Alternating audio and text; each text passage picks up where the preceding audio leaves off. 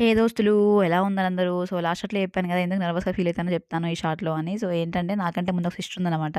తనకి నాకు LMP just 4 డేసే గ్యాప్. సో, తనైతే ఫస్ట్ మేడం దగ్గరికెళ్ళింది. సో, మేడం ఏమన్నారంటే, "డైరెక్ట్ లేబర్ రూమ్‌కెళ్ళిపోమ్మా అడ్మిట్ అవ్వాలి. ఇంకా ఇంటికెళ్ళొద్దని" చెప్పినారు. సో, లగేజ్ తెచ్చుకుంటే మేడం అన్నా కూడా దానికి పర్మిషన్ ఇవ్వలేదన్నమాట.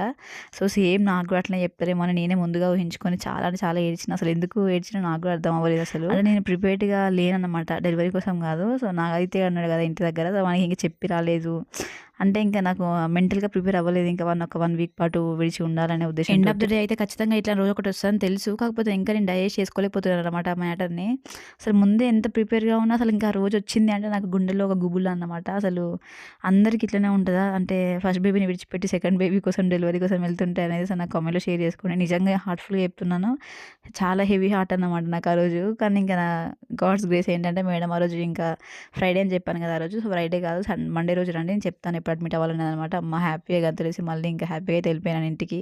సో, మీ ఒపీనియన్ ఏంటి? మీకు ఇలాంటి ఫేస్ ఎదురైందా? అప్పుడు ఎలా మీరు ఫేస్ చేశారనేది ఒకసారి కామెంట్‌లో షేర్ చేసుకోండి.